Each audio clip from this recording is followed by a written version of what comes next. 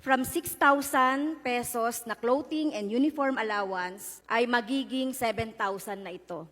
Isa na pong natin to, no? Isa pong tagumpay natin ito, Madam Speaker. Good news mga kaguro at kamanggagawa sa ating pamahalaan. Kung nasubaybayan nyo kanina, yung budget deliberation, kaugnay noong clothing allowance or yung uniform clothing allowance.